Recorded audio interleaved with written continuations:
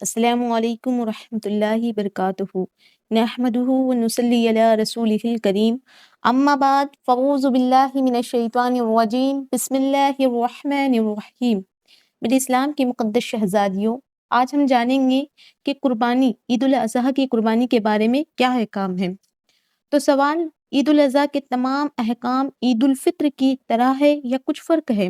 تو اس کا جواب یہ ہے کہ عید الاضحیٰ کے تمام احکام عید الفطر کی طرح ہے، صرف بعض باتوں میں فرق ہے، اور وہ یہ ہے کہ عید الاضحیٰ میں مستحب یہ ہے کہ نماز ادا کرنے سے پہلے کچھ نہ کھائے، اگرچہ قربانی کرنی ہو، اور اگر کھا لیا تو کراہیت نہیں، یعنی کہ اگر اسے قربانی کرنی ہے یا نہیں بھی کرنی ہے تو عید الاضحیٰ سے پہلے، نماز سے پہلے کچھ نہ کھائے، اور اگر کھا لیا بھول کر کے تو کوئی کراہیت نہیں ہے۔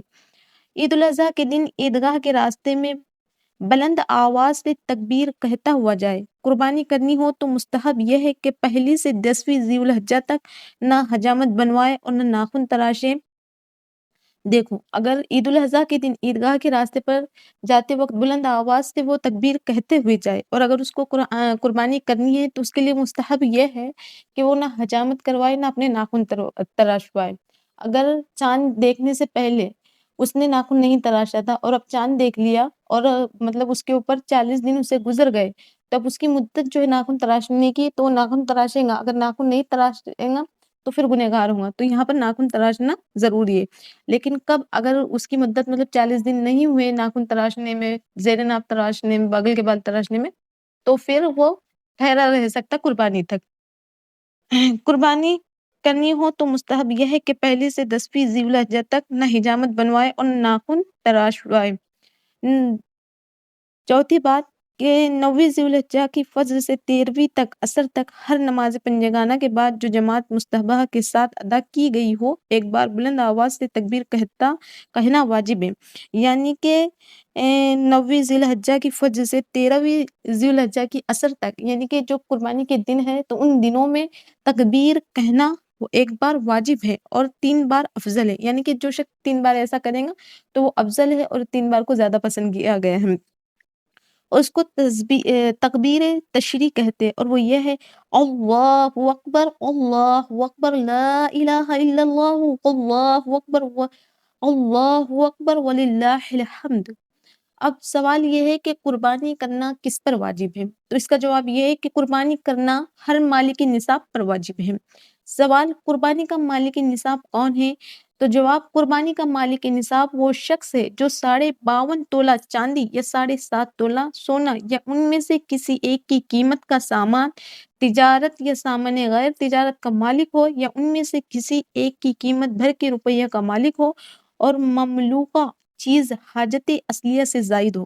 یعنی کہ سب سے پہلے تو یہ دیکھا جائے گا کہ قربانی کرنا کس پر واجب ہے۔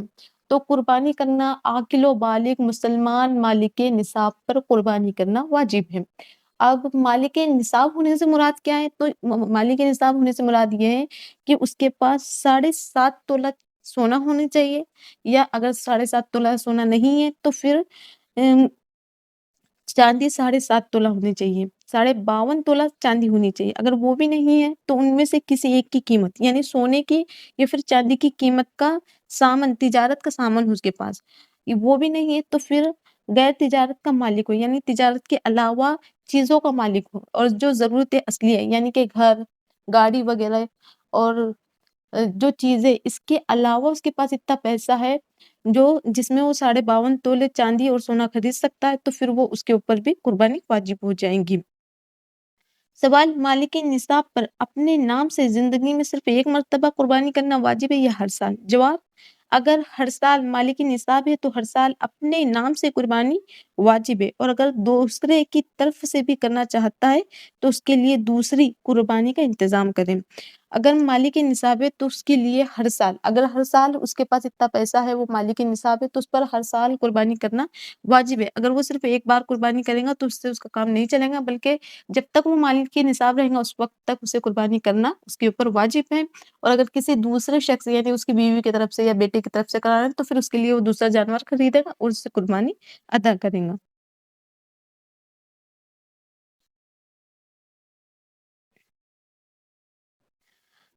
صاحب نصاب اگر کسی وجہ سے اپنے نام قربانی نہ کر سکا اور قربانی کے دن گزر گئے تو اس کے لیے کیا حکم ہے؟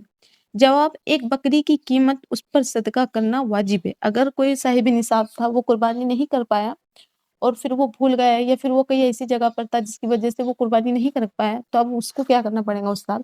تو وہ ایک بکری کی قیمت کا صدقہ کرے گا۔